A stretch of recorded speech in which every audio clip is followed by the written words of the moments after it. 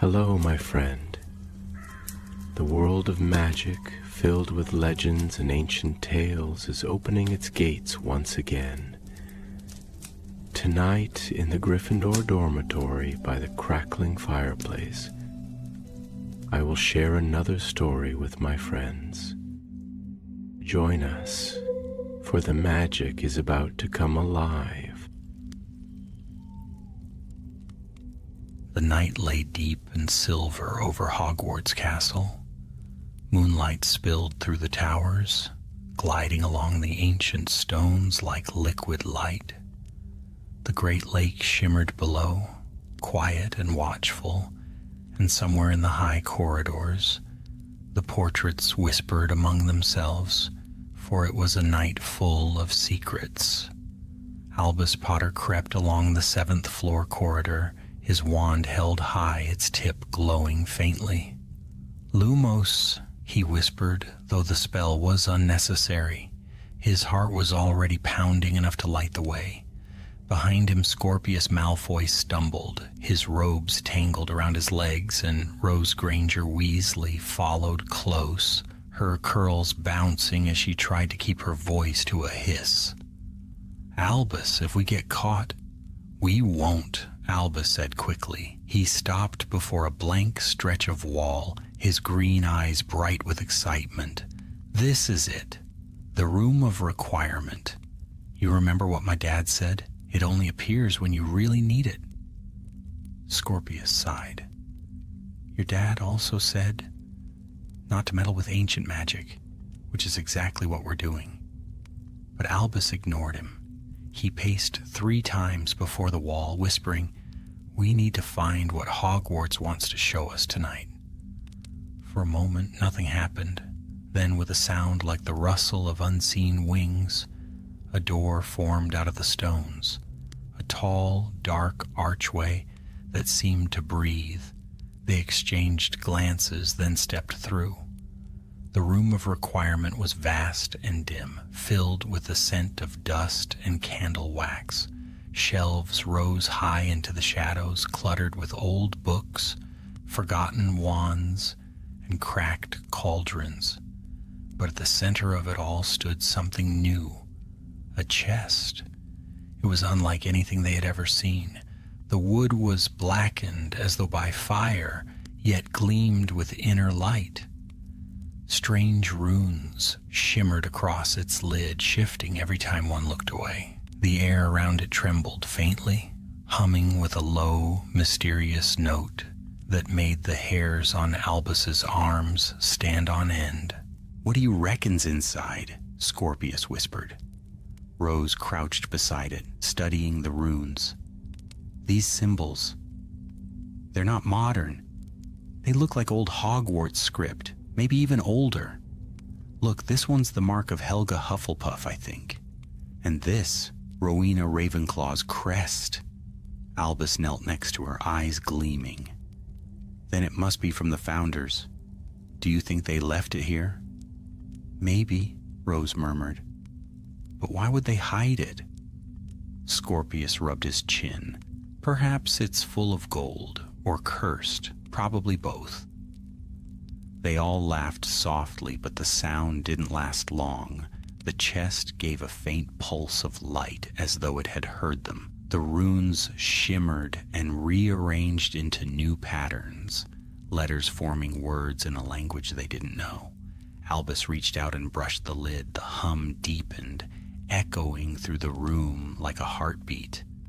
"Wait!" Rose hissed, grabbing his hand.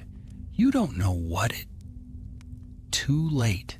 The chest jolted violently beneath his touch.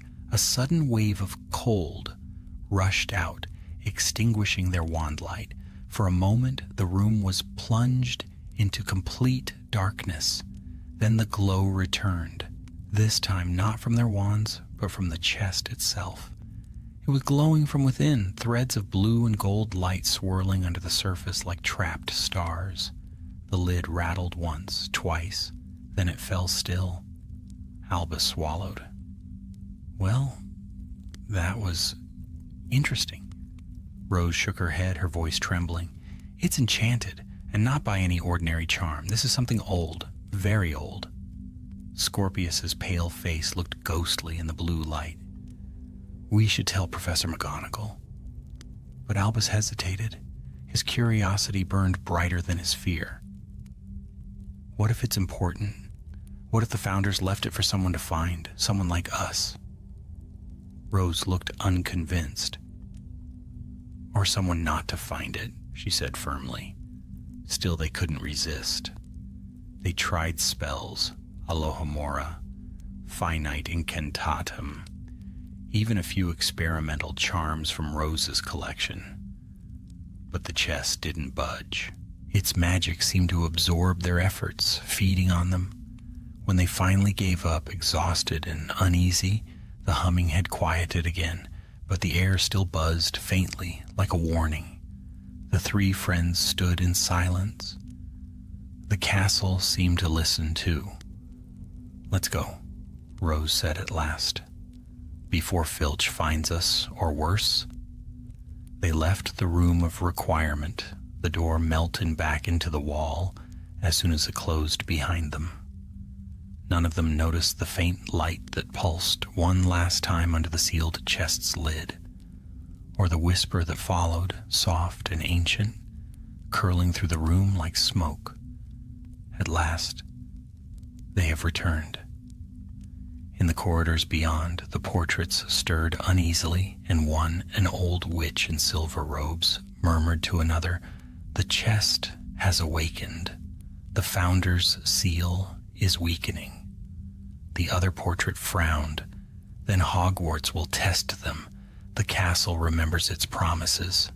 And as Albus, Scorpius, and Rose hurried back toward their dormitories, unaware of what they had set in motion, the moon outside slid behind a veil of clouds, and the night grew darker still. Morning at Hogwarts always carried a kind of magic all its own.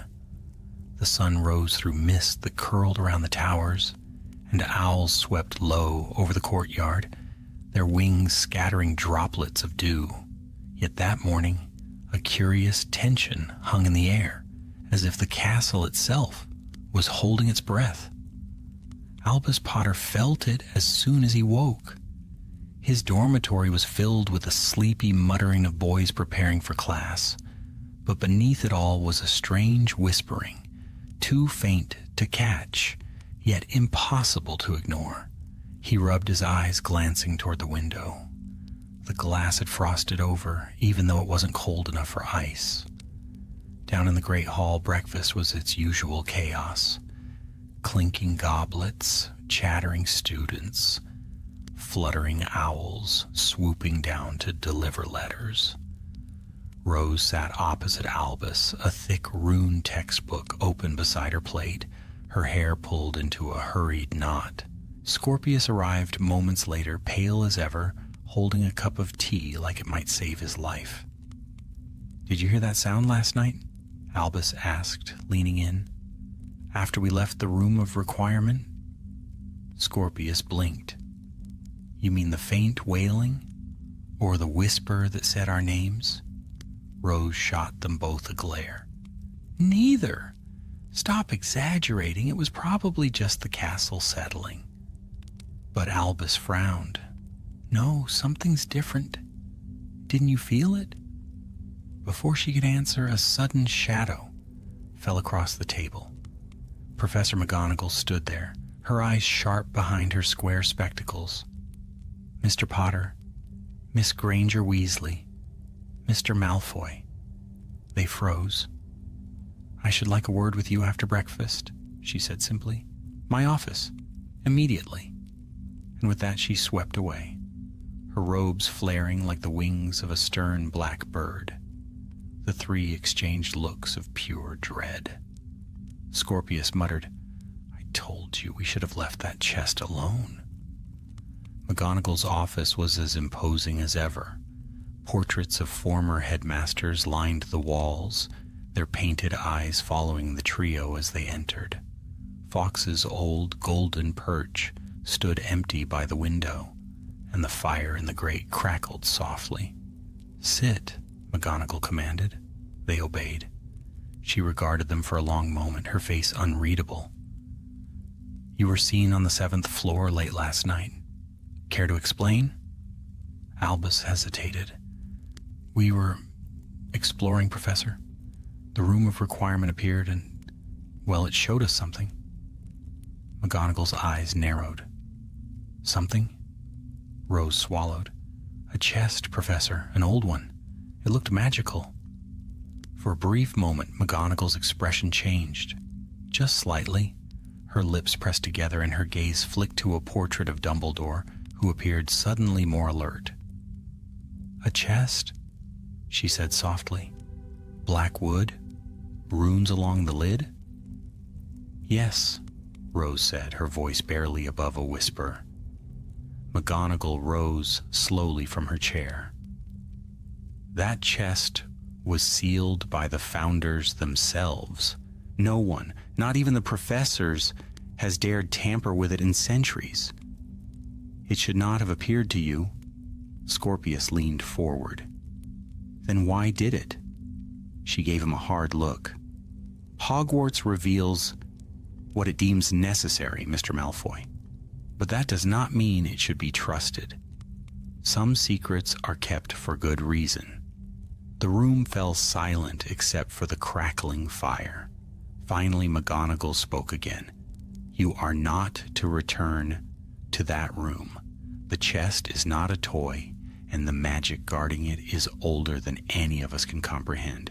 Do I make myself clear? They nodded quickly. Good. Now off with you. But as they turned to leave, Dumbledore's portrait spoke, his voice soft and grave. Headmistress, if the chest has awakened, the castle may already be stirring. McGonagall's jaw tightened. I am aware. The trio exchanged uneasy glances before slipping out. By midday, the story had already spread. Whispered rumors darted through the corridors like sparks. The room of requirement had opened again. The portraits were murmuring in forgotten tongues, and a few students swore they'd seen a shadow move along the ceiling of the great hall, flickering like smoke.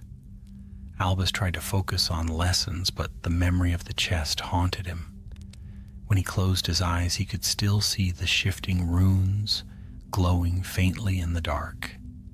That evening, as rain pattered softly against the windows of the library, Rose slammed her book shut. I can't stop thinking about it, she admitted. Those runes weren't just decorative. They were a message. Scorpius sighed. Here we go again. No, listen, she said. The symbols were changing when Albus touched them. It's like the chest was reacting to him. Albus frowned. To me? Maybe to your bloodline, Rose said slowly.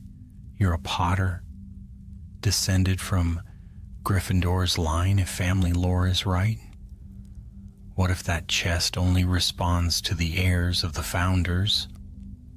Scorpius leaned back in his chair. And what does that make me? The heir of the one who never stopped sneering at Gryffindor? Rose smirked. Possibly, which might be useful if the founders worked together on that enchantment. Albus stood, restless. Then we have to go back. If the chest called to us once, it will again. Scorpius groaned, covering his face, and McGonagall said not to. Exactly, Albus interrupted, which means it's probably even more important. That night, thunder rolled across the forbidden forest.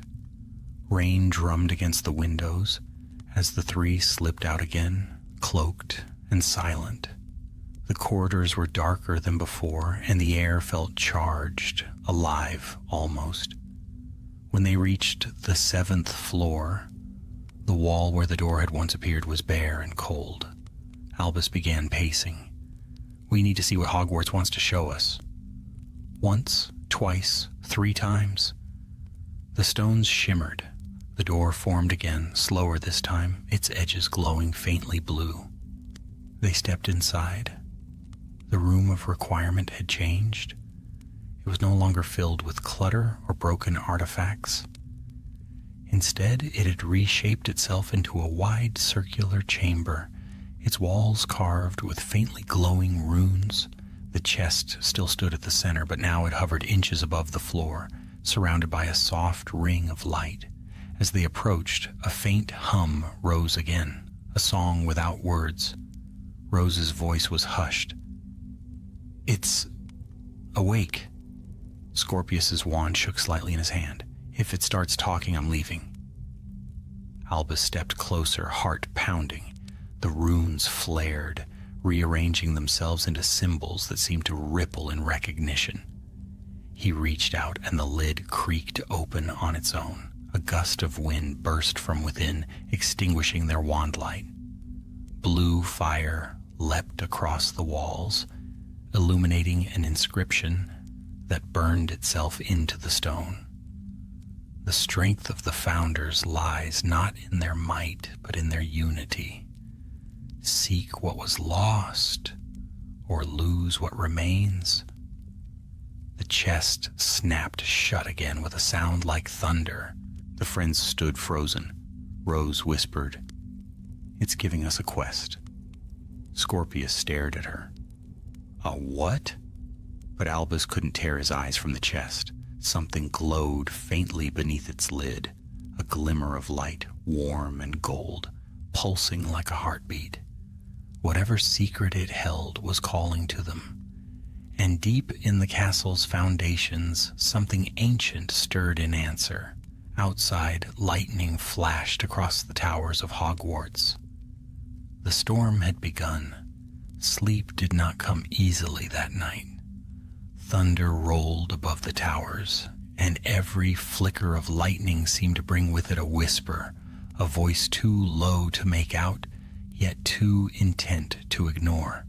Albus Potter lay awake, eyes fixed on the canopy of his 4-poster bed, his mind circling endlessly around the same thought. The chest had opened.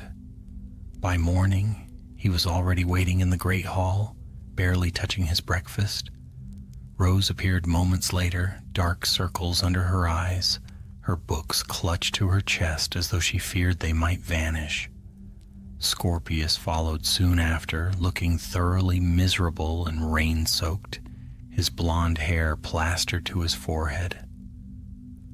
"Tell me," Scorpius said flatly, sitting down, "that we're not going back there." Albus hesitated. "We have to understand what it meant, what that message said." Rose nodded slowly. "It wasn't just words. It was a spell of invitation, I think. Something binding. The chest opened because it chose us." Scorpius groaned. "That's the problem with you two. You hear the word binding and think adventure. I hear it and think curse." But even he could not deny it. Something in the castle felt different now. Whispers followed them down every corridor. Portraits that once smiled now leaned close to listen. The air in the classrooms was thicker, charged with static magic. By the time evening fell, the decision had been made without words. They met again in the library, beneath the flickering chandeliers, as rain streaked the windows. Rose spread a parchment across the table, a rough map of Hogwarts she'd drawn from memory. The inscription mentioned unity. The founders, Gryffindor, Slytherin, Hufflepuff, and Ravenclaw, they worked together on the enchantments that shaped this castle. If the chest was sealed by them, perhaps the key lies in something that represents each of them. Albus leaned closer. "You mean, like their relics?" "Exactly," she said, "but those are long gone or hidden. What we can find, though, are their marks, symbols they left behind in the castle's magic. Old wards, old charms. They'd have tied their strength into the stones themselves." Scorpius frowned. "So you're suggesting we, what, wander around until we bump into an ancient enchantment?" Rose smiled faintly. "Not wander. Search. I found a reference in an old text about a tapestry of legacy, a moving portrait in the dungeons that was said to show the history of the founders. If it still exists, it might tell us where to start. The dungeons of Hogwarts were quiet that night, the stone corridors echoing with the distant dripping of water. Torches burned low in their sconces, casting long, shifting shadows across the floor. Scorpius led the way, his wand light steady despite his grumbling. Why must every important magical artifact be in the most miserable part of the castle? Because no one looks here, Rose whispered back. That's the point. They turned a corner and stopped. Ahead of them hung a vast tapestry that shimmered faintly in the gloom. At first it seemed only a swirl of color and gold thread, but as they drew nearer, the image shifted. Figures began to move. 4 people stood at the heart of it. A tall, fierce man with a lion emblazoned sword, a woman with keen eyes and a silver circlet, a kind-faced witch with a golden cup, and a dark-haired wizard whose robes flowed like shadows. The founders. It's them, Albus breathed. As they watched, the tapestry began to change. The figures stepped aside, revealing a gleaming chest, identical to the one they had found. The runes along its lid flared, and words appeared in glowing thread above it. The 4 made one, divide them, and the magic fades. Unite them, and the heart awakens. Rose scribbled the phrase onto her parchment. It's a riddle. The 4 made one. That means each founder's legacy is part of the same spell, the spell that binds the chest. Scorpius raised an eyebrow. And the part about the heart awakens? Albus's gaze lingered on the woven chest. It means that whatever's inside isn't just an object. For a heartbeat, the tapestry shimmered again. Helga Hufflepuff's figure turned her head, and her eyes, stitched though they were, seemed to look directly at them. Then softly, her voice filled the air, woven from the tapestry itself.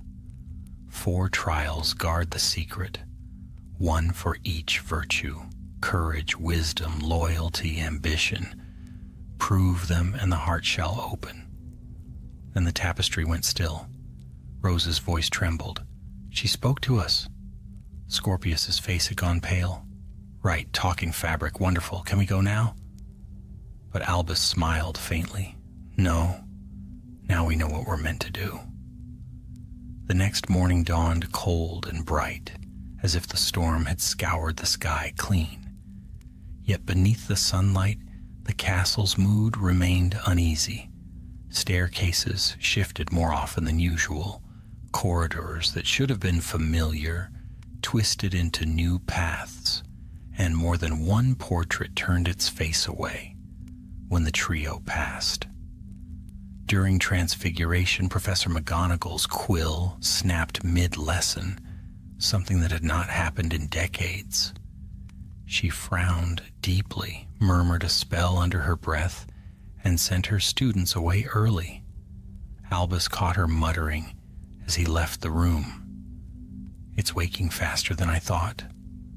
That evening, the 3 friends gathered again in the common room, their heads bent over Rose's growing collection of notes.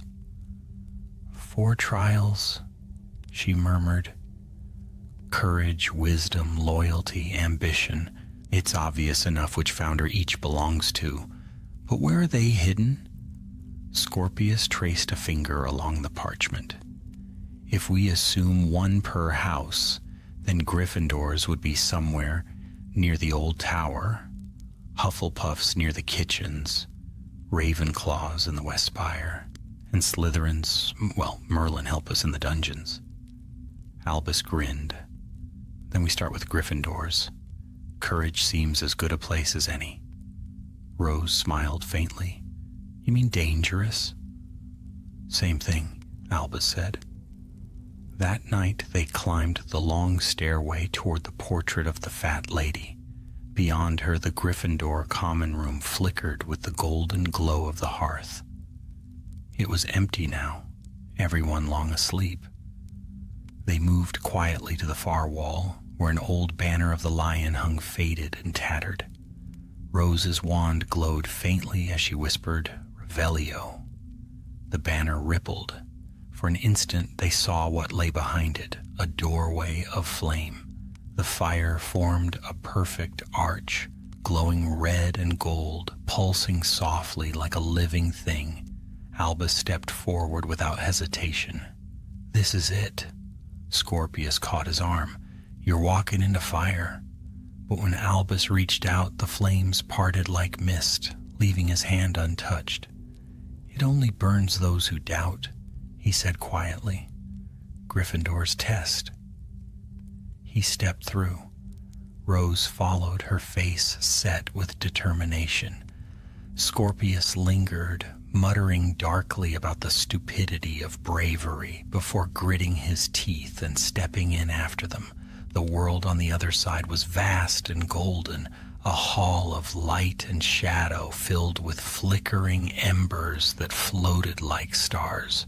At the far end stood a tall figure in crimson robes, his eyes like molten gold. "Welcome," said the figure. "To pass, you must face the flame within your own hearts."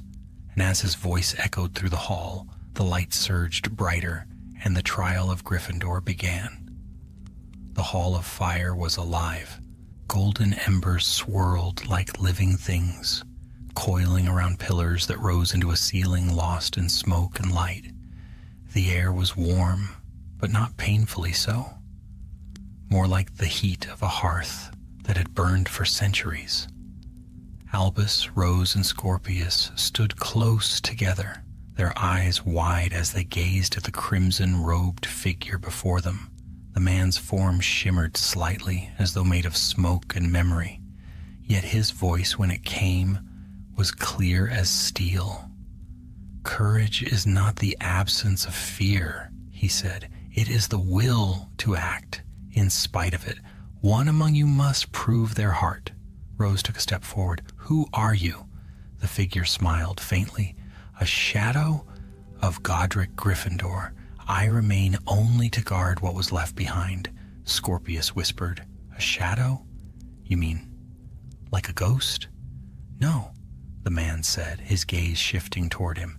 "Ghosts are echoes. I am purpose."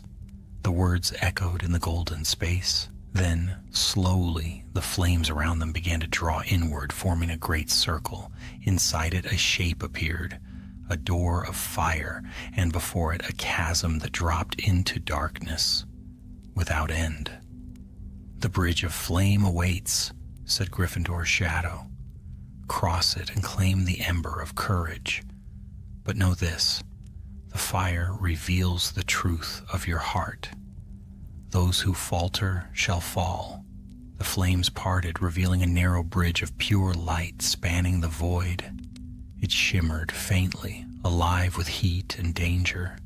Scorpius swallowed hard. "We're supposed to walk across that?" Albus stepped forward. "I'll go first." "Of course you will," Scorpius muttered. Albus placed one foot on the bridge. The light flared beneath him, and the air seemed to pulse in time with his heartbeat. Then he stepped again and again. The bridge held. He could feel the heat licking at his boots, but it did not burn him. Behind him, Rose followed. Her steps were steady, sure, but when Scorpius tried to move, the light flickered uncertainly beneath his feet. I think it doesn't like me," he said through gritted teeth. "Don't look down," Rose called. "That's exactly what people say right before something goes wrong." He moved forward anyway. The bridge trembled, the fire hissing around him like a living creature. Sweat ran down his temple, and the light beneath his boots dimmed dangerously.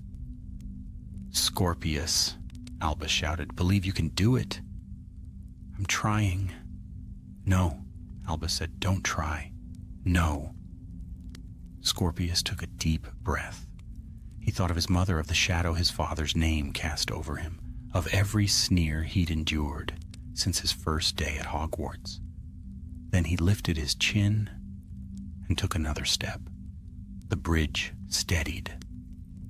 The fire brightened. When they reached the far side, Gryffindor's shadow was waiting. "Each of you has courage," he said, "but courage takes many forms. One burns bright like a torch. Another smolders like an ember. Remember that when darkness comes." The flames behind him coiled into a single spark, floating toward them. It hovered above Albus's hand, warm and weightless, a tiny flame that did not burn. "The ember of courage," the shadow said, "one of 4. Guard it well." Then the light began to fade, the golden hall melting away into mist. The fire sank back into the walls, and the warmth turned cold. When their vision cleared, they were standing once again in the Gryffindor common room. The banner hung still against the wall, the air thick with silence. In Albus's palm, the ember glowed faintly, casting flickering reflections on their faces. Scorpius let out a shaky laugh. "I think I just lost 5 years of my life." Rose smiled faintly. 1 down, 3 to go. The next day, Hogwarts was restless. Students whispered of odd things, doors opening to rooms that shouldn't exist, lights flickering in empty corridors, a deep vibration running through the castle stones. Professor Flitwick canceled his charms class when every levitation spell suddenly began floating in reverse. Even Peeves, the poltergeist, had gone silent, an omen in itself. Albus, Rose, and Scorpius met in the courtyard, where a thin fog curled around the paving stones. "Next is Ravenclaw," Rose said, unfolding a parchment covered in notes. "The Trial of Wisdom. The West Spire is the oldest part of the castle, and it's tied to Ravenclaw Tower. We'll start there." Scorpius rubbed his eyes. "I don't suppose the Trial of Wisdom involves reading quietly and going to bed early?" "Probably not," Albus said with a grin. They climbed the long staircase toward Ravenclaw Tower. The stone steps spiraled upward, narrowing as they rose, and by the time they reached the top, the air was cool and thin. The great bronze eagle knocker gleamed on the door, its eyes glinting like twin stars. It spoke before they could knock.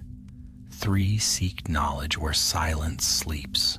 Tell me, what is the question that has no answer?"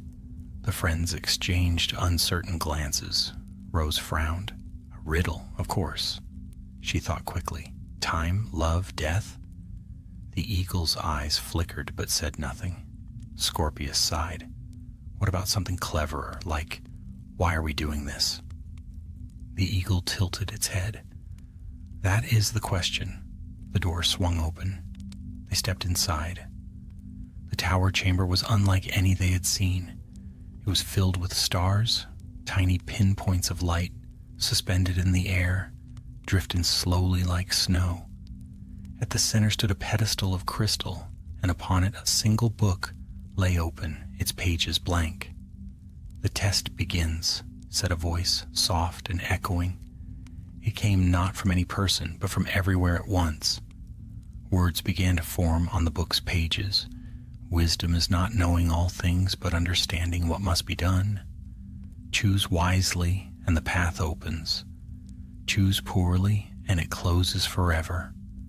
3 doorways appeared in the walls, each glowing faintly with a different hue, silver, blue, and violet. Rose's brow furrowed. "A puzzle. We have to choose one." Albus looked around. "How do we know which is right?" Scorpius leaned toward the book. "Maybe it tells us something." But the page had already changed again. "The wise do not seek to know what cannot be known. They act." Rose took a breath. "Then we trust our instinct." She walked to the blue door. "This one feels right." They stepped through together. Instantly the stars vanished, replaced by a dark hall of mirrors. Each mirror reflected not their faces, but moments from their past, some happy, some painful. Albus saw his father standing tall with his wand raised. He saw himself, smaller, standing in his father's shadow. Rose saw her mother's fierce intelligence, her father's quiet courage. Scorpius saw his own face beside his father's, their resemblance undeniable. Then the voice came again. To find wisdom, you must see clearly. Tell me, who are you when the world forgets your name? The question echoed in their minds. Albus stepped forward first. I'm not my father, he said softly. I'm just me. The mirror before him shimmered and cleared. Rose spoke next. I'm not just Hermione Granger's daughter. I'm Rose, and I choose what I become. Her mirror turned to silver light. Scorpius hesitated, staring at his reflection. For a moment he saw his father's sneer, the darkness that name carried.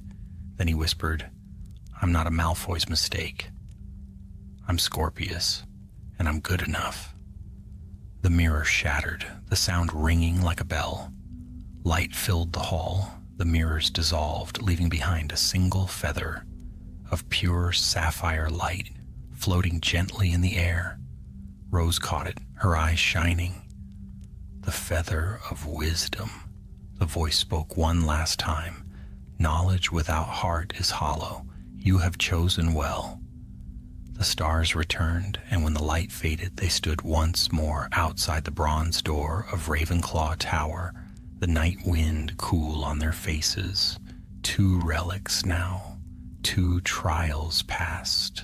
But deep beneath the castle, in chambers older than the founders themselves, a new sound stirred, a heartbeat of stone and shadow, echoing softly through the foundations of Hogwarts.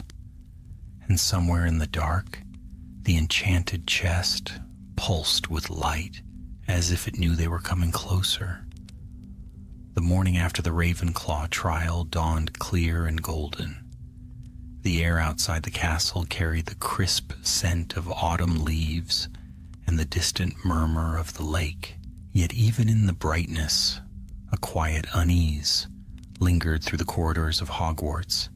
Candles flickered low in their sconces, suits of armor whispered faintly when no one passed, and the portraits had grown watchful, their painted eyes following Albus, Rose, and Scorpius wherever they went. They carried 2 relics now, the Ember of Courage and the Feather of Wisdom, sealed safely within Rose's enchanted satchel. Still, each time one of them touched the bag, a faint warmth pulsed through it, like the heartbeat of something alive. The relics were connected, though none of them yet understood how. At breakfast, the great hall hummed with the usual chatter, but the trio kept to themselves. Albus poked at his toast absently, watching the enchanted ceiling above. The clouds were darkening again, though the day outside was fair. Something's happening to the castle, he murmured. Rose nodded. The relics are waking it. They're part of the enchantment that sealed the chest. The stronger they grow, the more Hogwarts reacts. Scorpius groaned softly. And once we find all 4, what then? The castle explodes? A dragon bursts through the floor? Because that's how our luck usually goes. Let's hope not, Rose said, though her voice lacked conviction. She spread a roll of parchment between them, covered in runes and scribbles. Next is Hufflepuff's trial, the test of loyalty. If my translation is correct, the clue lies beneath the great hall near the old kitchens.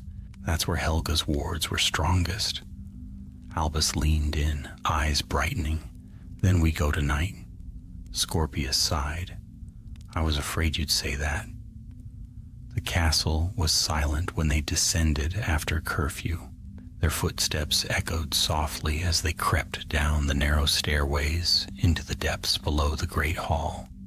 The air grew cooler and heavier with each step, thick with the scent of stone and earth. At last they reached the entrance to the kitchens, hidden behind a painting of a silver fruit bowl. Albus tickled the pair. It turned into a handle with a soft giggle.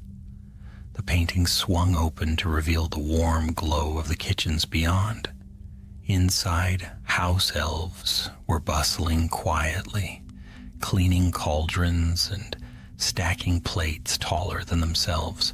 One of them, an elderly elf with wide, wise eyes, noticed them and stopped.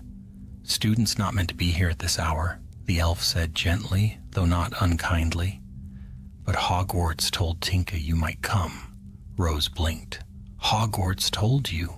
The elf nodded solemnly. "The castle speaks in its own way. It remembers you seek the trial of the golden hearth." Albus stepped forward. "Can you show us where it is?" Without another word, Tinka led them through the kitchens, past long rows of tables and copper pots gleaming in the firelight. At the far wall, the elf stopped before an enormous hearth, the oldest in Hogwarts, blackened with centuries of use. "The fire that never goes out," Tinka said softly. "Helga Hufflepuff's gift. Only the loyal may pass through it unharmed." The flames burned golden, not red, casting a gentle warmth. Albus felt it calling to him. He glanced at Rose and Scorpius. "Ready?" Scorpius stared at the fire. "Absolutely not." But Rose took his hand, and together they stepped into the flames. The fire did not burn, it embraced them. For a moment, everything was golden light and warmth, like sunlight through honey. Then the light faded, and they stood in a vast underground chamber. The walls were carved with vines and blossoms, glowing softly in the dimness. A gentle breeze carried the scent of wild flowers, though there was no sign of where it came from. At the center of the chamber stood a single figure, a woman in robes of amber and green, her hair braided with ivy. Her eyes were kind but ancient. "Welcome, children of Hogwarts," she said. Her voice was soft, yet filled the air like music. "I am Helga's echo, the guardian of loyalty." Scorpius bowed awkwardly. "Right.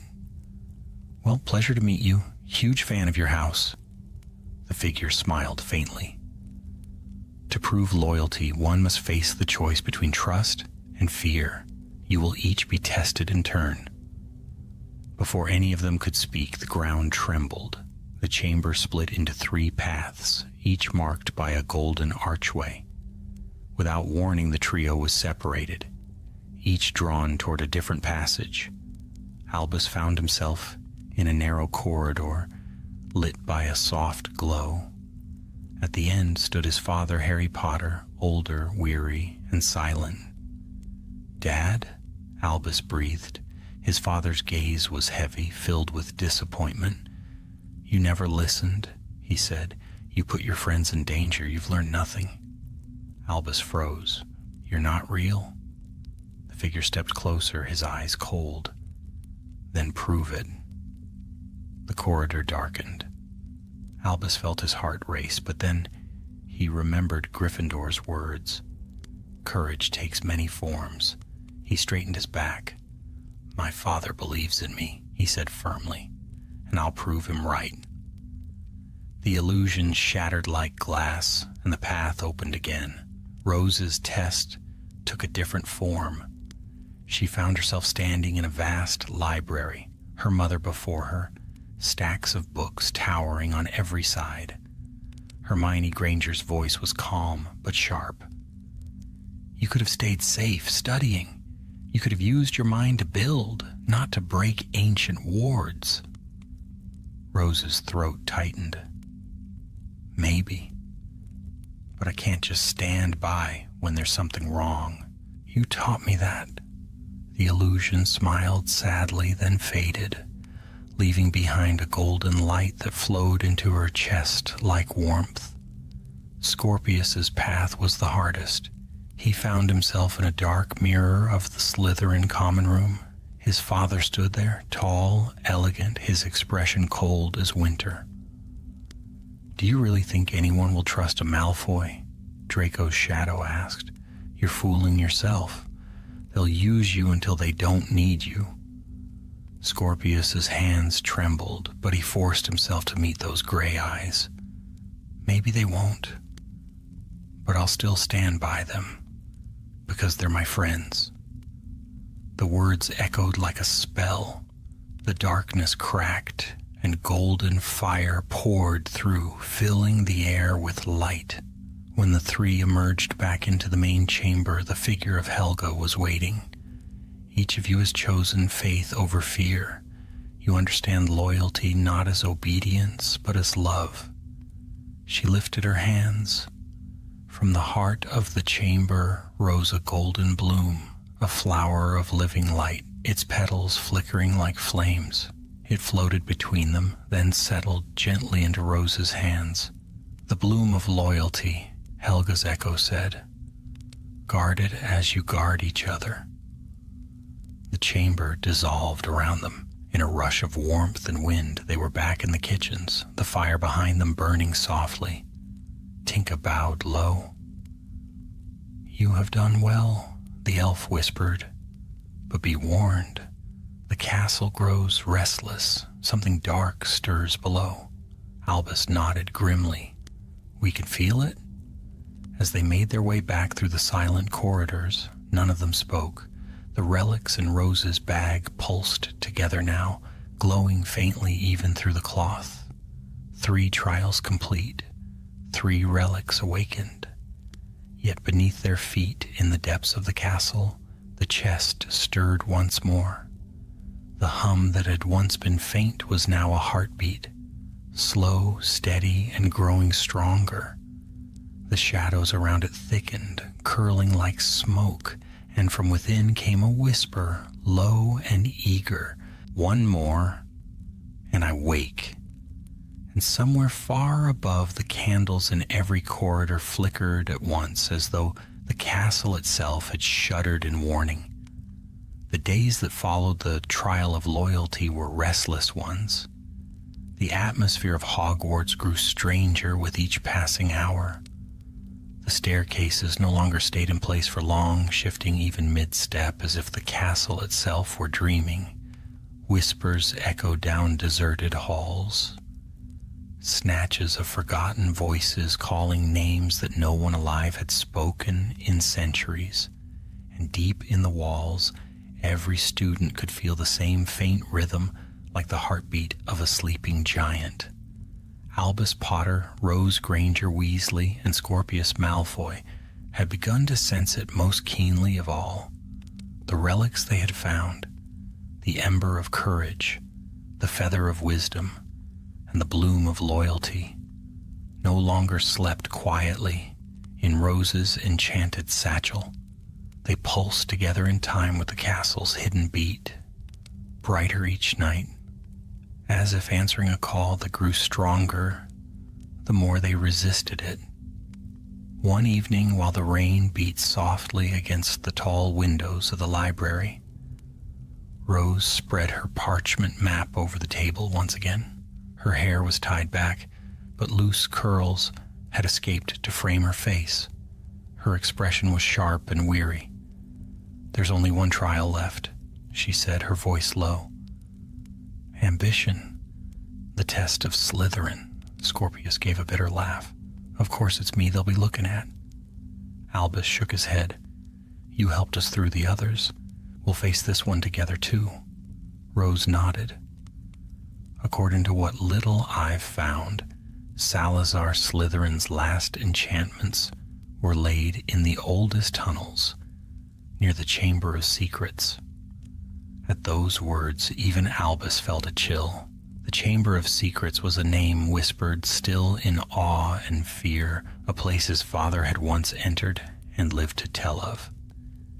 It had been sealed long ago, or so everyone believed. "Are you saying we're going down there?" Scorpius asked, eyes wide. Rose hesitated. Maybe not the chamber itself, but something near it. Hogwarts changes over the years. Slytherin's trial could be in any hidden corridor below the lake. Albus met her gaze. "Then we find it? Whatever it takes?" Scorpius sighed, muttering, "I really must learn to make less determined friends." They waited until midnight before leaving the Slytherin common room. Scorpius led them through the dark, silent dungeons, their wand light casting long shadows across the green-black stones. The air smelled faintly of damp and salt from the lake outside.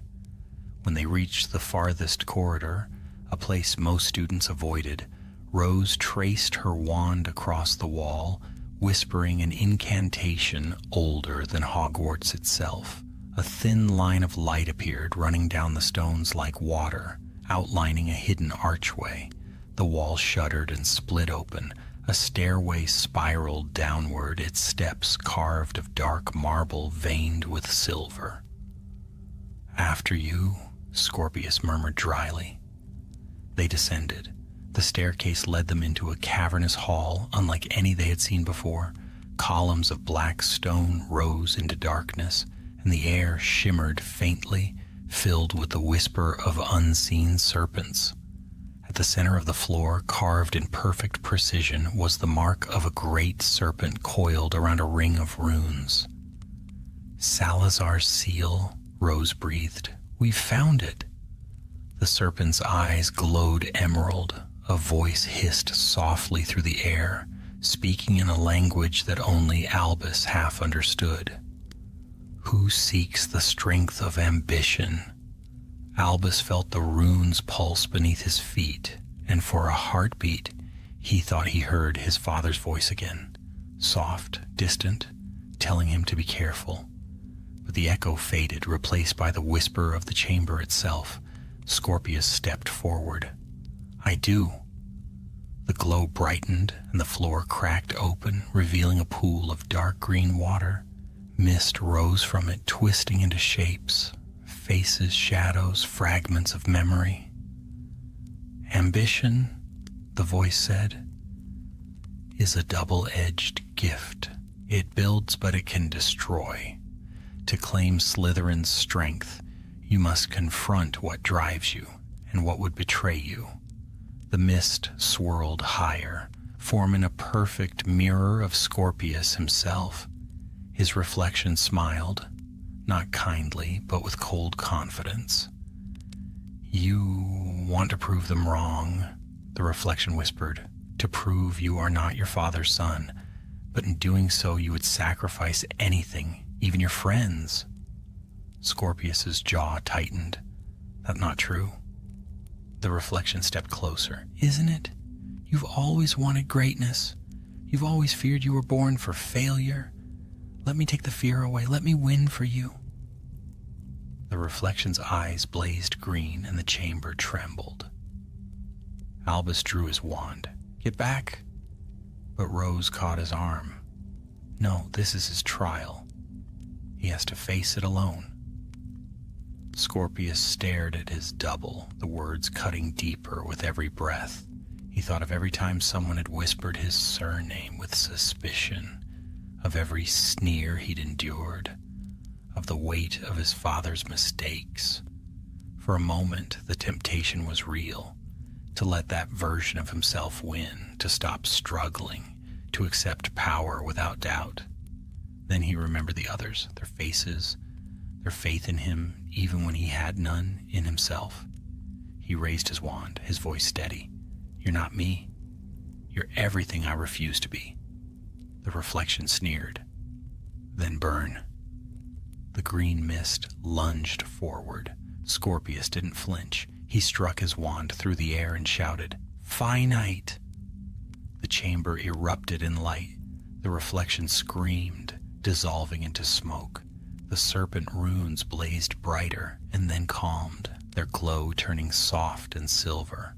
When the mist cleared, something remained floating above the pool, a gleaming fragment of glass shaped like a serpent's scale. It shimmered in shades of emerald and shadow. Rose's eyes widened. The scale of ambition. Scorpius reached out and took it. The scale was cool to the touch, but alive with power. I suppose that means I passed. Albus clapped his shoulder. You did more than that. You proved who you are. The chamber began to rumble again. The seal beneath their feet flared once, and the same voice whispered one last time. The four are gathered. The heart shall awaken. Then the stairway behind them opened, and they ran back through the darkness, back toward the faint promise of torchlight and safety. When they emerged into the corridors once more, dawn was breaking. The first light of morning filtered through the high windows, pale and cold. Rose set the fourth relic beside the others on the table in the empty classroom where they had begun their search. The ember of courage burned gold. The feather of wisdom glowed blue. The bloom of loyalty shimmered like sunlight on water, and the scale of ambition reflected all of them, twisting their colors into one swirling light. As the relics touched, a hum filled the air. The runes carved on the walls flared to life. Books fell from shelves, and the floor trembled beneath their feet. The chest, Albus whispered, it's waking. They ran through corridors that shifted before their eyes, past portraits shouting warnings and staircases that moved faster than ever. They reached the room of requirement. The door was already there, waiting, its outline glowing faintly. They stepped inside and froze. The chest floated in the center of the room, no longer black and silent, but radiant, wrapped in a storm of light. The air throbbed with power. The runes across its surface burned in every color of the relics. As they watched, the lid rose on its own. From within came a wind like a sigh, carrying a voice that was both old and young, gentle and fierce. You have done as the founders willed. The seal is broken. The light brightened until they could see nothing at all. When it faded, the chest was gone. In its place hovered a single sphere of light, pulsing softly like a living heart. Rose whispered, the heart of Hogwarts. And as she spoke, the castle itself shuddered once, like a great beast stirring from slumber. From every wall, every corridor, every hidden passage, the same whisper echoed, welcome home. The friends stood together in the golden glow, their faces lit with awe and fear, as the true secret of the enchanted chest finally began to unfold. The castle breathed. That was the only way Albus could describe it. The walls seemed alive now, the air shimmering faintly with unseen energy. Every portrait had gone silent, every torch burned with a blue-tinged flame, and through the high windows of the towers, one could see a faint golden mist coiling over the turrets of Hogwarts like a protective veil. In the room of requirement, the sphere of light, the heart of Hogwarts, hovered above the floor, turning slowly in place. It pulsed softly, sending ripples through the air that made the walls shimmer. Rose stood transfixed, her eyes wide behind her spectacles. This, she whispered, is what the founders made to guard the school. Not an artifact, but a soul. Scorpius frowned. A soul of a building? Yes, Rose said. They poured their own magic into it. Their courage, wisdom, loyalty, and ambition. Together it became the enchantment that keeps Hogwarts alive. The chest wasn't meant to imprison it. It was meant to protect it. To keep it asleep until the school was in danger. Albus took a step closer to the glowing sphere. Then we've awakened it. Rose nodded slowly, and I think that means something terrible is coming. As she spoke, the light flickered.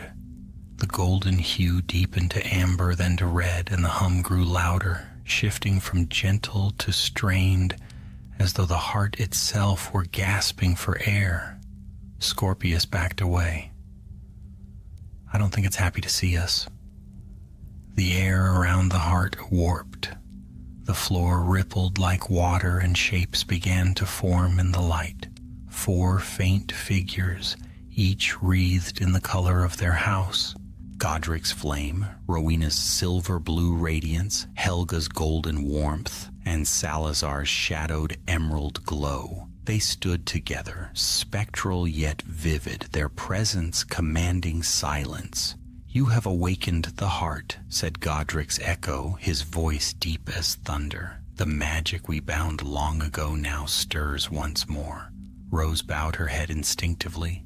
"We meant no harm. The chest opened itself to us." "It opened because it must," said Rowena, her voice clear and melodic. "A darkness rises, one that was sealed with us. The balance of the castle trembles." Helga's echo stepped forward, her expression filled with quiet sadness. "You have proven yourselves through courage, wisdom, loyalty, and ambition. You are worthy to know what comes next." Salazar's shade looked at them last, his gaze sharp and assessing. "But worthiness will not be enough." The 4 turned their hands toward the heart. The light between them began to swirl faster, threads of red, blue, gold, and green, merging into a single radiant beam. The sound grew, a low, resonant thrum that filled the air and seemed to vibrate in their bones. Then, with a sound like a thunderclap, the light shot outward, through the walls, through the castle itself. For a moment, the whole of Hogwarts blazed with golden light, and when the brilliance faded, the 4 echoes were gone. In their place, the heart now pulsed with 2 colors, gold and black. Rose took a step back. "That's not right. Something's wrong with it." The black threads began to spread, creeping through the light like ink through water. The hum grew distorted, jagged, as if the heart were crying out. The air turned cold. Albus reached for his wand. "What's happening?" Rose's voice trembled. When the Founders sealed the heart, they sealed something else inside it. A shadow born of their magic. It's part of Hogwarts, too. The dark half of its soul. Scorpius looked pale. "You mean we've just unleashed an evil version of the castle?" The floor shuddered beneath them, cutting off Rose's answer.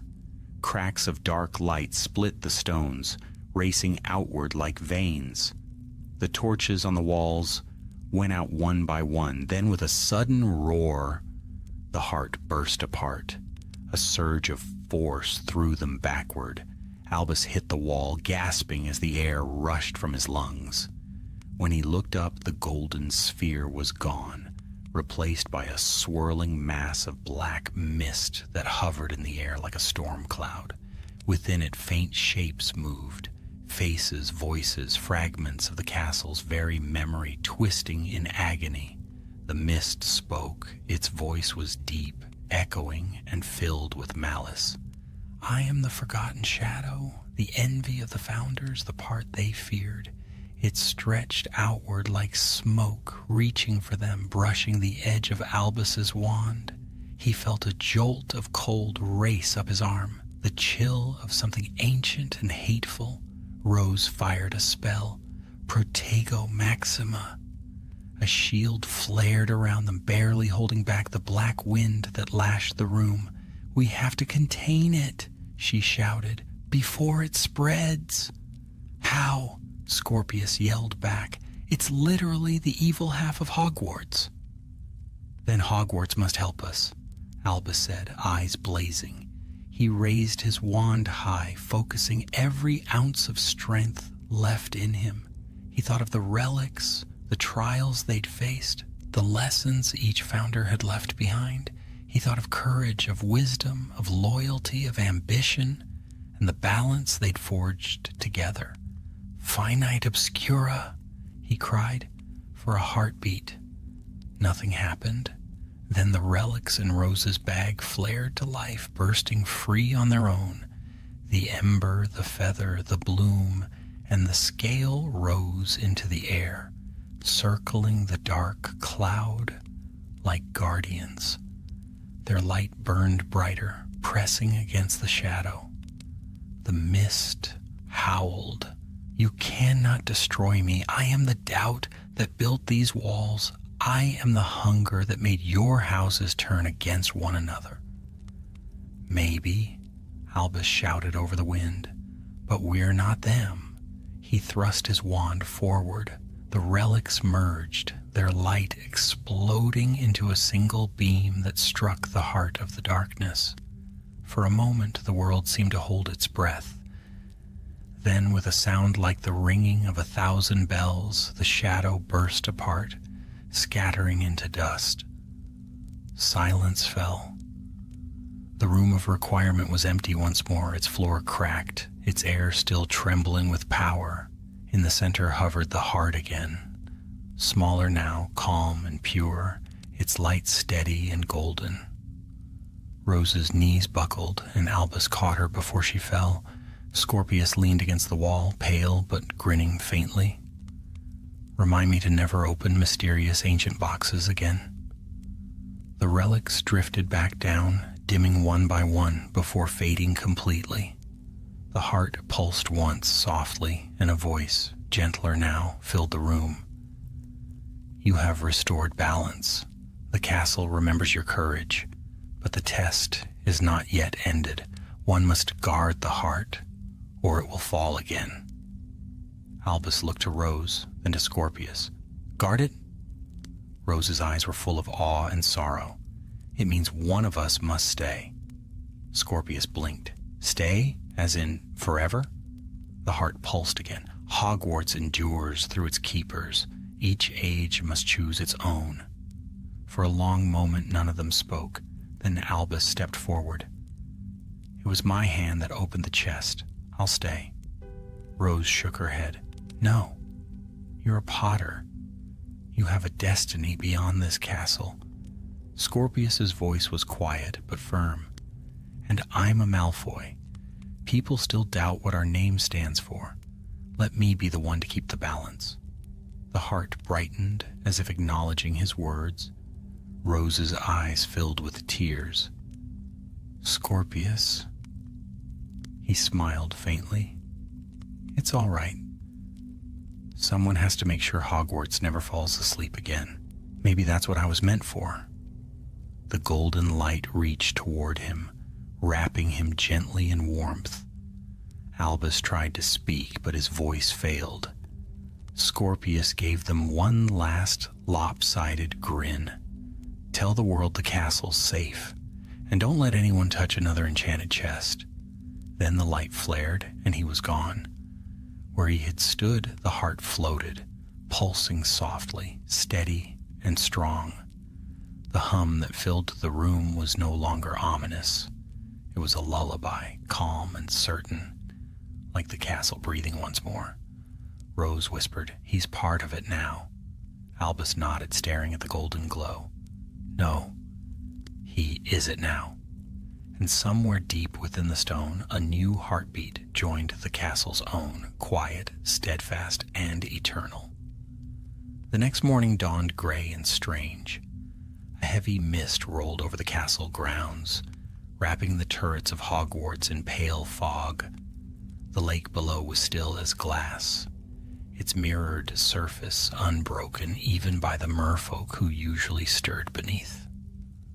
The students awoke uneasy, sensing something in the air that none could name, a presence that whispered in dreams and echoed faintly in the stones beneath their feet. Albus Potter stood at one of the high windows in the Gryffindor Tower, watching the mist drift past the glass. The events of the night before pulsed behind his eyes in fragments, the flare of golden light Scorpius's last smile, and the voice of the heart as it took him. It felt like a half-remembered dream, but the ache in his chest told him it had been real. Rose entered quietly, her robes wrinkled, her expression drawn. She had not slept, that much was clear. "It's still here," she said softly. "The magic? I can feel it humming through the castle. The walls are warmer than before, the wards stronger." Albus nodded slowly. "Then Scorpius did it. He's keeping it alive." Rose came to stand beside him. Together they looked out over the fog-shrouded grounds where faint shapes moved like shadows beneath the mist. "But for how long?" she murmured. He didn't answer. The silence between them said enough. Classes resumed that morning, though everything felt subtly different. The staircases behaved again, the portraits whispered in gentler tones, and the ghosts glided through the halls as if guarding some precious secret. Professor McGonagall's sharp eyes lingered longer than usual on Albus and Rose as they entered the great hall, and when she rose to speak, her voice carried both gravity and relief. "Hogwarts has weathered a disturbance of ancient magic," she said. "The cause is now sealed and balance restored. You are safe." A murmur swept through the students. None of them knew what had truly happened. The details were already blurring into rumor. Some whispered that a spell gone wrong had awakened the ghosts of the founders. Others swore that the castle itself had nearly turned against its inhabitants. But only 2 students knew the truth, and they said nothing. Rose kept her gaze on her plate, her appetite gone. Albus felt a hollow ache that food could not touch. He had promised himself he would keep Hogwarts safe, yet in doing so, he had lost one of his closest friends. He looked toward the far end of the hall where a sliver of golden light glowed faintly between the stones, invisible to anyone who wasn't searching for it. The heart of Hogwarts pulsed there, hidden deep below, where Scorpius's spirit now resided. That night Albus could not sleep. The whisper of rain against the window was steady and soft, but the quiet inside him was louder. Finally he rose, dressed, and made his way through the shadowed corridors toward the 7th floor. The path was familiar, though every step felt heavier than the last. The room of requirement appeared before him without a word, the door glowing faintly gold.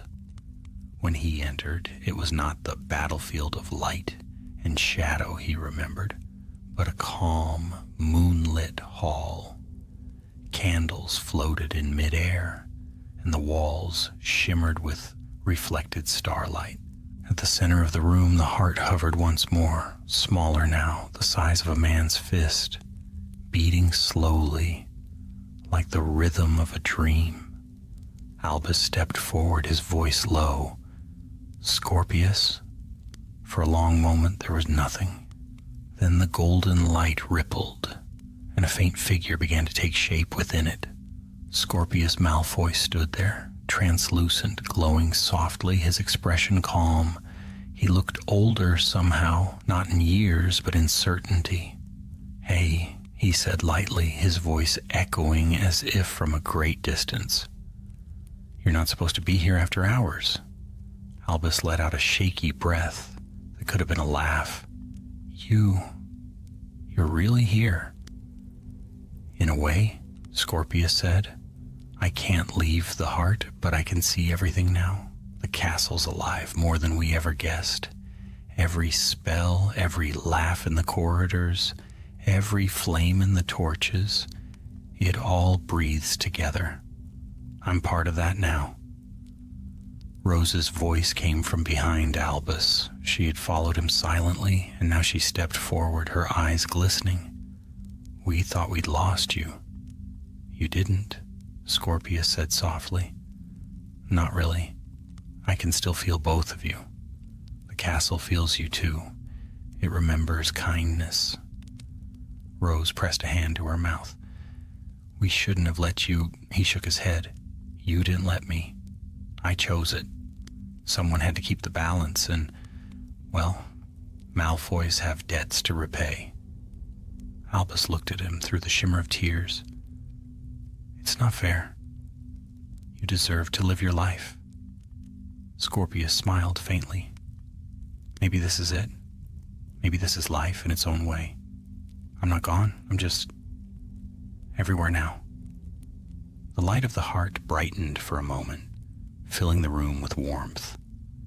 The hum that filled the air was gentle now, like the purr of the castle itself. Rose reached out, her hand passing through the golden mist. Will we see you again? Whenever you need me, Scorpius said. Hogwarts remembers its own. The light pulsed once, and then his image faded, leaving only the steady glow of the heart. Weeks passed. The castle healed. Whatever darkness had been released from the chest was gone, or at least sleeping once more. The strange fog lifted from the grounds, and laughter returned to the halls. The students went about their days, unaware that beneath their feet, a soul guarded them. A quiet sentry watching through the walls. Albus and Rose threw themselves into their studies again, though both had changed. They no longer sought mischief or adventure. Their curiosity had turned to purpose. Rose studied old runes with a fierce devotion, determined to understand the magic that had nearly broken the castle. Albus trained harder in defense against the dark arts than ever before, not for glory, but for readiness.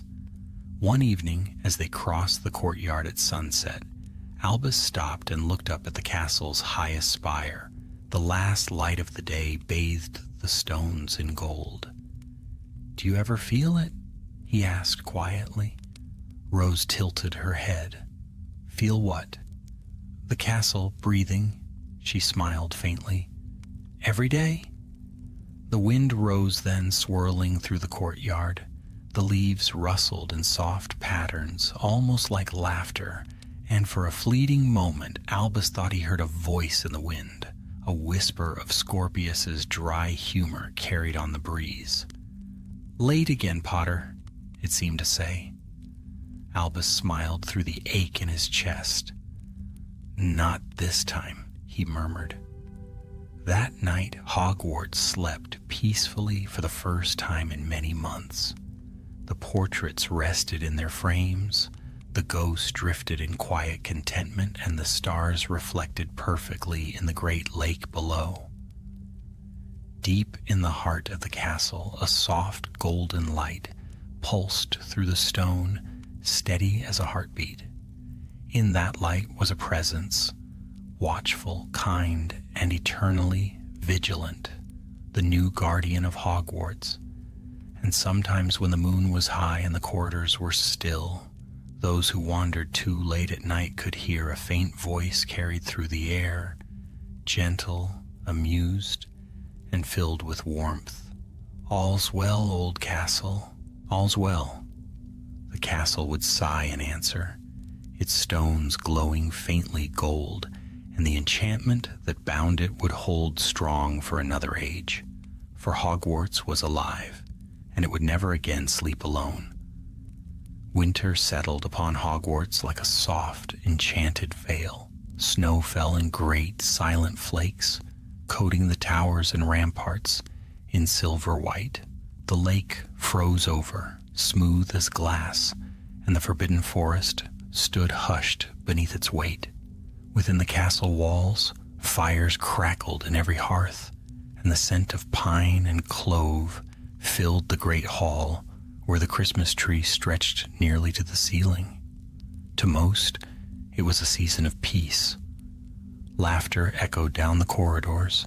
The ghosts told stories of Yule feasts from centuries past, and even Peeves seemed content to hang mistletoe rather than cause his usual chaos. But for Albus and Rose, the quiet held a different kind of weight. Though the castle glowed brighter than ever, they could both sense the faint vibration that pulsed beneath their feet, a whisper in the foundations, constant and steady, like a heartbeat hidden deep in stone. It was the heart of Hogwarts, alive and awake.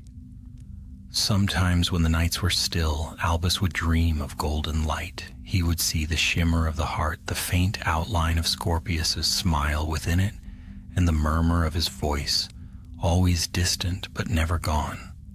On one such evening, Albus found himself alone in the library. The vast chamber was nearly dark except for the golden flicker of enchanted candles.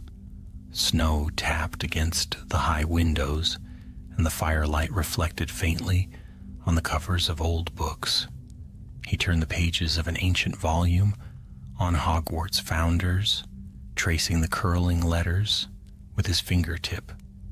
There was no mention of a heart, nor of any chest, nor of a guardian bound within. The founders had erased their secret completely. "It's as though they wanted it forgotten," he murmured aloud. From the shadows between the shelves came a quiet voice. "Some secrets are kept, not out of fear, but love." Albus turned sharply.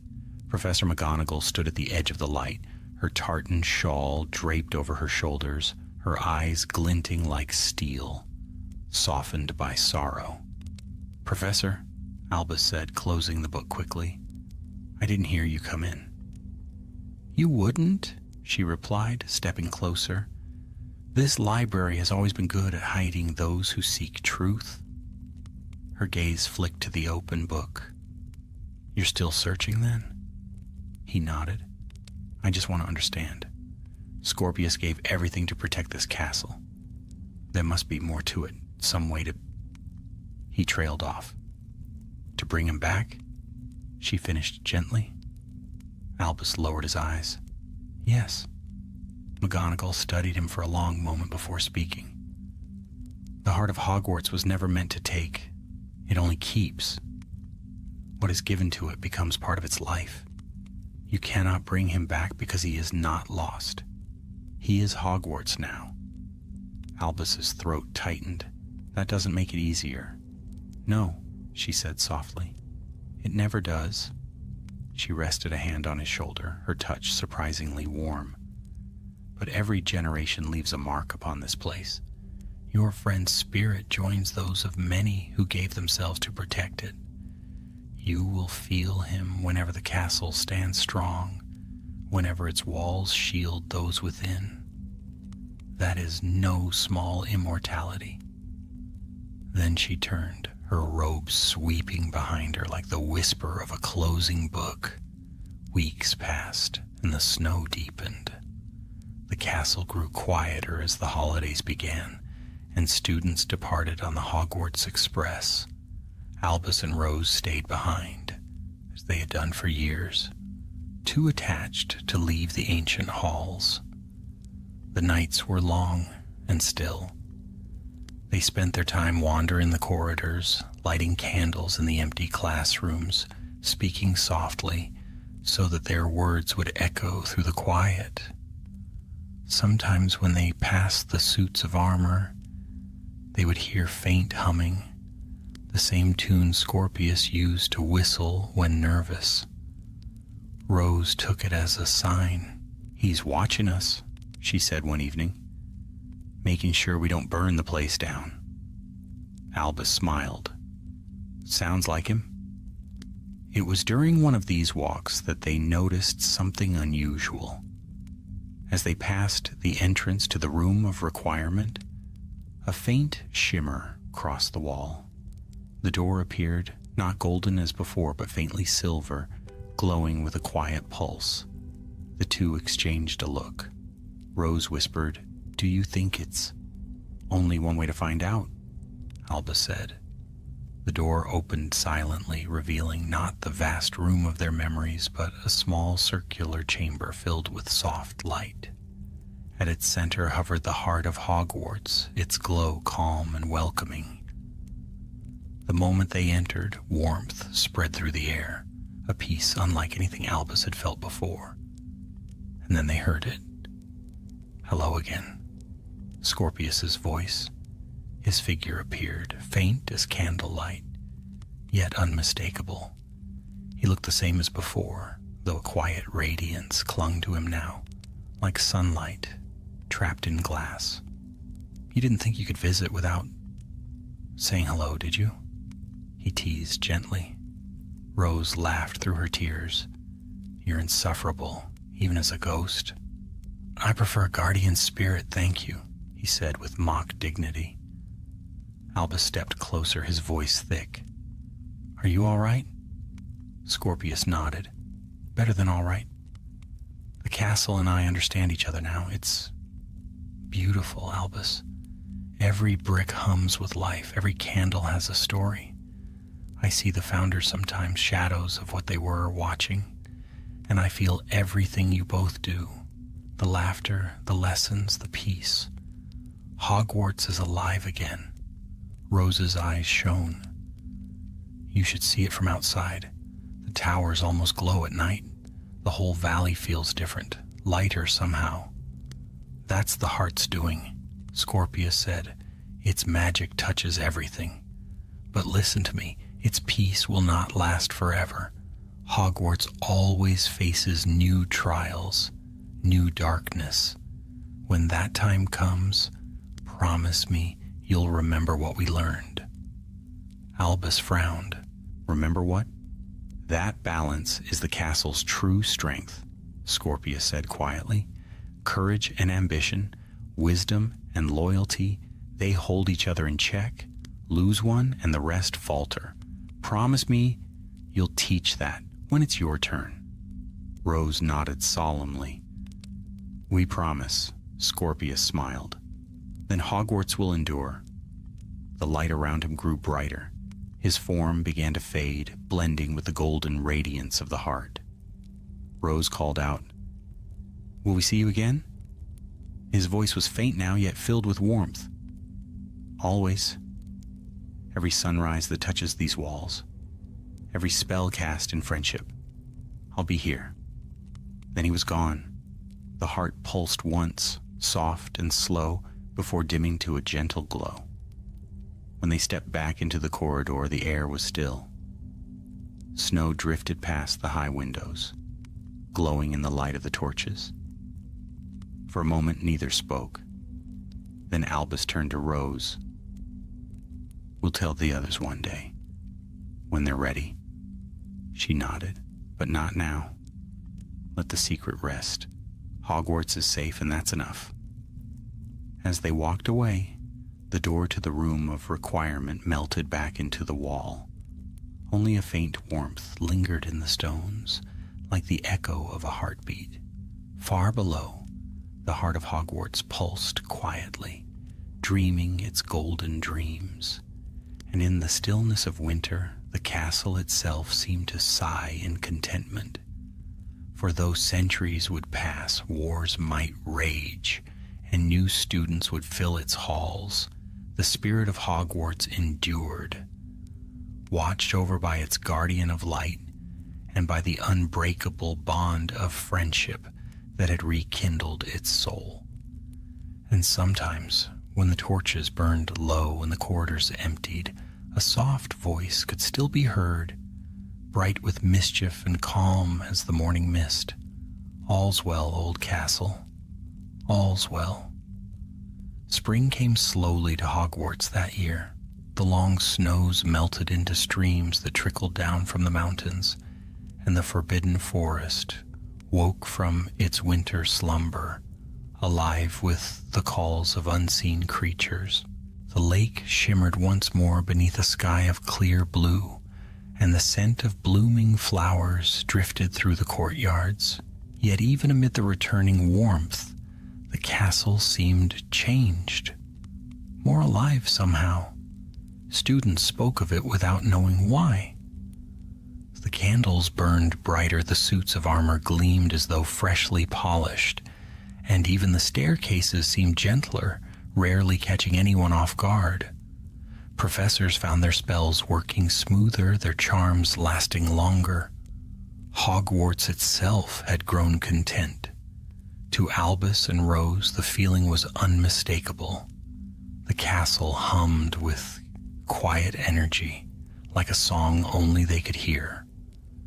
Sometimes when the sunlight slanted through the great hall at just the right angle, they could see a faint shimmer in the air, golden motes drifting like dust, the lingering heartbeat of the heart's magic.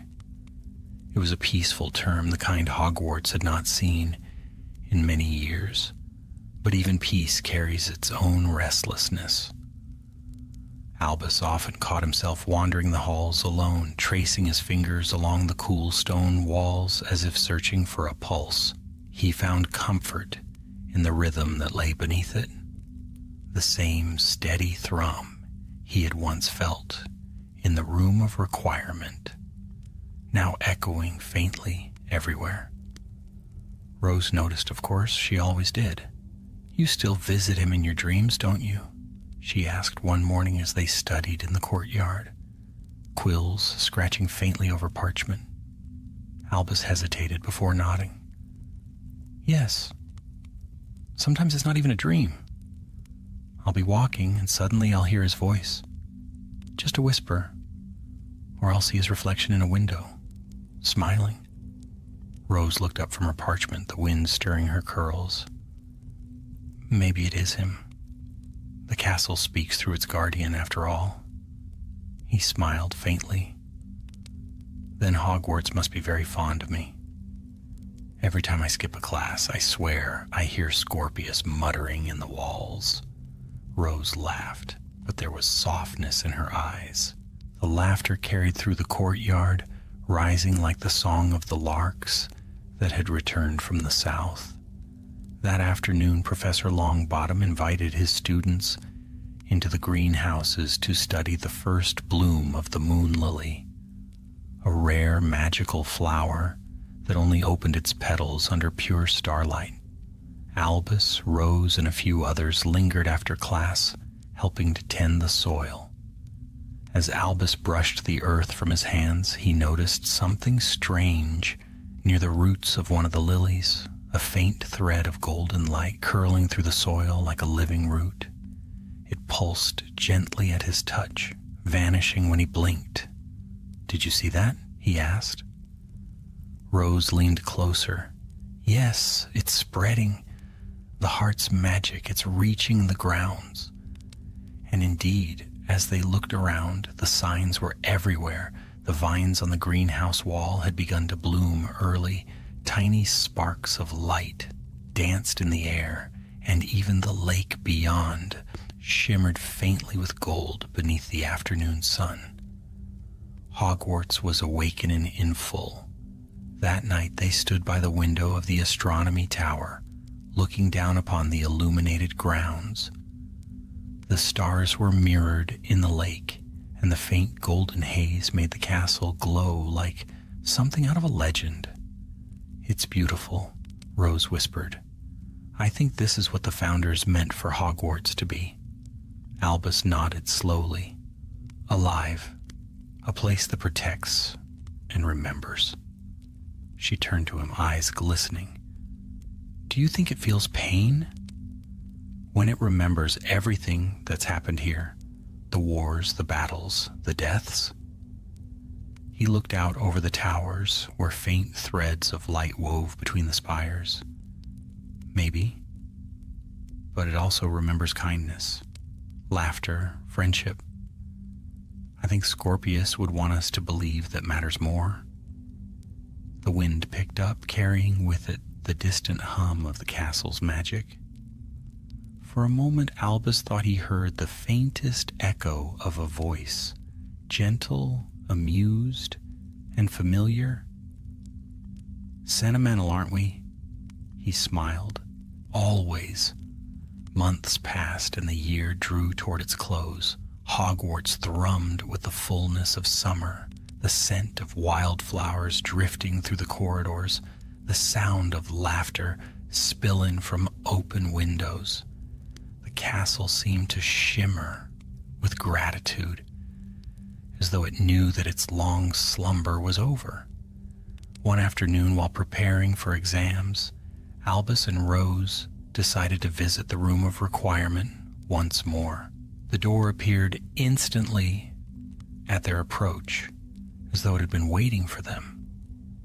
Inside, the room had changed again. It was no longer the glowing chamber of the heart, but a vast, airy hall filled with sunlight. Shelves of books lined the walls, and the air smelled faintly of parchment and pine. At the far end stood a great window that opened onto a view of the entire castle. "It's different every time," Rose said softly. "Maybe it's showing us what we need," Albus replied.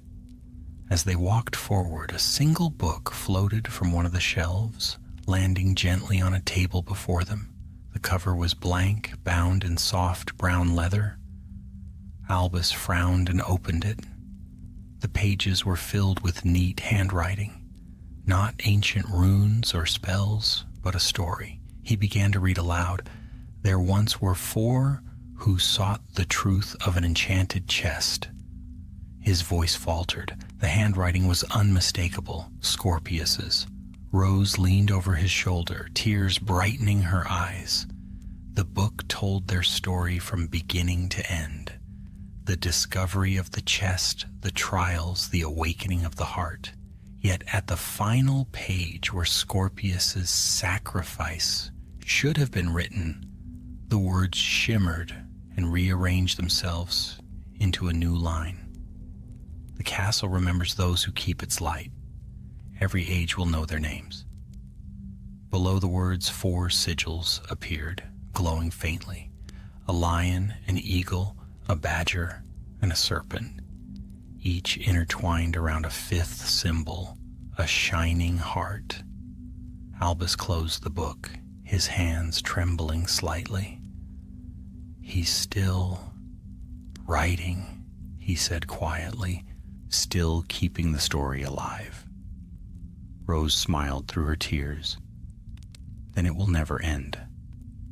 They placed the book back upon the shelf, where it glowed briefly before vanishing into the air.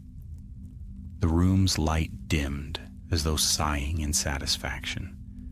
When they stepped out into the corridor again, the evening sun bathed the stone walls in gold. Somewhere far below, the castle gave a low, contented hum, like a great creature purring in its sleep. The school year ended beneath a perfect sky. As the Hogwarts Express prepared to leave the station, Albus and Rose stood on the platform, their trunks beside them. Students bustled around, laughing, hugging, waving goodbye. Rose looked back at the castle one last time. "It feels strange, leaving," she said softly. Albus smiled faintly. "We're not really leaving. We'll always be part of it."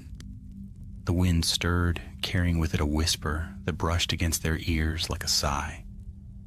"Safe travels, my friends." They turned, but no one was there, only the shimmer of sunlight across the towers.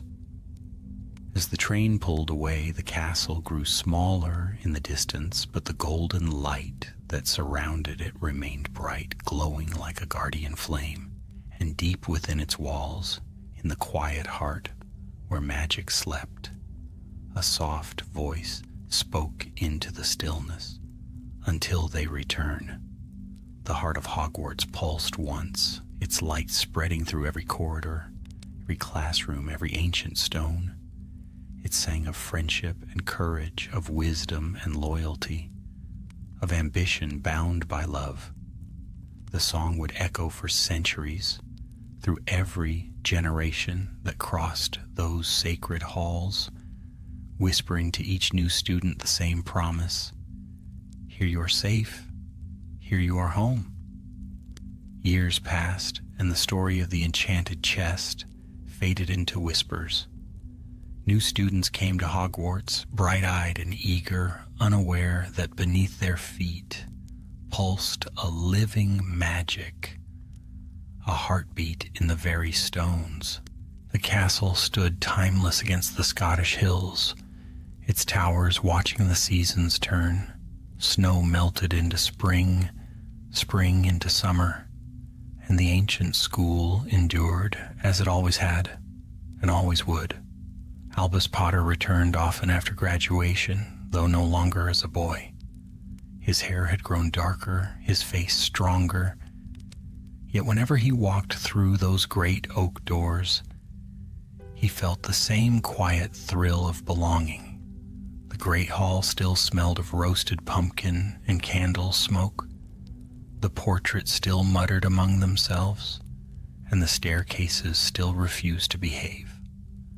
Rose Granger Weasley had become one of Hogwarts' youngest professors, taking charge of ancient runes and magical theory. Her lectures were filled with passion, her blackboard scrawled with looping diagrams that dazzled her students. She carried herself with quiet pride, though the shadows beneath her eyes betrayed how often she worked late into the night, still poring over her endless research. And sometimes, late in those hours, the castle itself helped her. Candles would flicker brighter over her desk. Books she needed would drift from the shelves to her waiting hand. She never thanked aloud the presence she felt watching over her, but she always smiled when she felt that faint pulse of warmth, like a friend's unseen touch. As for Albus, he had become a wizard of quiet strength, a man who never sought glory, but seemed always to find it. He worked as a magical historian, traveling across the world to study the lost enchantments of the old wizarding realms. Yet no discovery stirred his heart as deeply as the mystery of Hogwarts itself. Whenever he returned to its halls, he could feel the magic hum beneath his boots, the whisper of Scorpius Malfoy, still keeping vigil. It was on one such return, many years after the awakening of the heart, that something changed. The night was stormy, the sky torn by silver lightning. Albus had arrived late, soaked to the bone, his cloak clinging to him as he hurried through the gates. The wards of the castle shimmered faintly at his approach, rippling in greeting. The moment he stepped inside, warmth enveloped him, like an embrace. The great hall was empty but for the echo of rain against the windows. Candles burned low, their flames dancing as though stirred by unseen breath. Albus paused, listening. The heartbeat of Hogwarts, usually soft and distant, was louder tonight, quickened, restless. He made his way up the grand staircase, past the portraits that leaned forward to watch him. "The castle's uneasy," muttered one, a witch with silver hair. "It feels expectant." Albus reached the 7th floor, where the wall of the room of requirement lay hidden in shadow. For the first time in years, he did not need to pace. The door was already there, outlined in gold. He entered without hesitation. Inside, the room had changed again. It was vast and still, filled with starlight that seemed to spill from an unseen sky. At its center hovered the heart of Hogwarts, glowing brighter than ever before, no longer a small sphere but a radiant orb, alive with streams of golden and emerald light that pulsed like veins. He felt it the moment he stepped closer. Scorpius. The bond between them had never truly broken.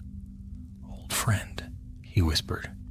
The light flared gently and the air shimmered until a familiar figure appeared, translucent and smiling as though carved from sunlight.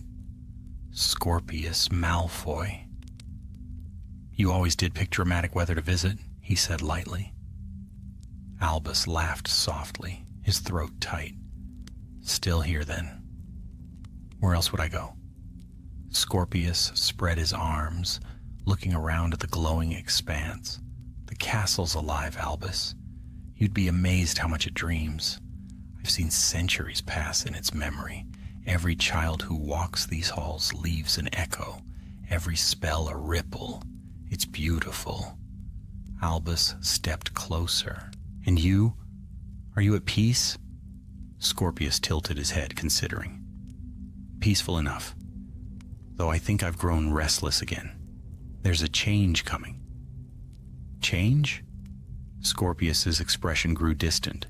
Magic moves in cycles. The heart strengthens, but power like this always draws attention. Something stirs beyond the wards. Dark magic, old and clever. Hogwarts will need its protectors again. Albus's stomach tightened. Then we'll fight it as we did before. Scorpius smiled faintly. You may not have to fight at all. You've done your part, but those who come after you, they'll need guidance. The next generation must learn what you did. That unity, not division, keeps the heart strong.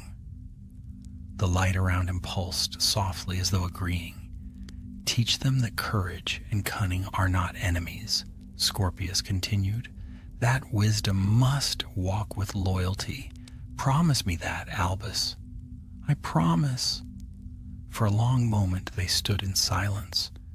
The air around them shimmered with quiet power. Then Scorpius reached out, his hand of light brushing Albus's shoulder. You've done well, you know. Better than any Potter before you. Albus's eyes glistened. I couldn't have done it without you. Then it's good we'll never truly be apart. The golden glow deepened, surrounding Scorpius until his outline blurred. It's time, he whispered. The castle calls. The next age begins. And then he was gone. When Albus returned to the great hall, the storm had passed. Dawn was breaking over the mountains, painting the sky in shades of rose and gold. He stood by the tall windows, watching the light spill across the snow-dusted grounds. Somewhere, in the deep foundation of the castle, the heart pulsed strong and sure, ready for what was to come. Students would arrive soon, new voices, new laughter, new courage. Hogwarts would teach them, as it had always done. But this time its very walls would whisper lessons born from the souls who had once saved it. Rose joined him a moment later, her robes still ink-stained from a night of grading scrolls. She followed his gaze toward the sunrise. You felt it too, didn't you? She said quietly. He nodded. Something's waking. But I think it's a good thing this time, a new beginning. She smiled faintly. Then Hogwarts has nothing to fear, not while we remember. The morning light caught the castle's windows, turning them to gold. Somewhere in the depths of the school, a familiar laugh echoed faintly, warm, wry, eternal. And in that moment, the two friends knew that Hogwarts would endure for another age, its heart guarded by those who had loved it most. For magic, when bound by friendship and faith, never truly ends. It changes shape, it breathes anew, but it never dies. And so, beneath the rising sun, the story of the enchanted chest came full circle, its legacy written not in books, but in the living heartbeat of Hogwarts itself. As long as wands were raised in courage, as long as young hearts sought wisdom, as long as loyalty and ambition walked side by side, the castle would stand eternal, its towers gleaming in the morning light, whispering softly to the wind. All's well, old castle. All's well.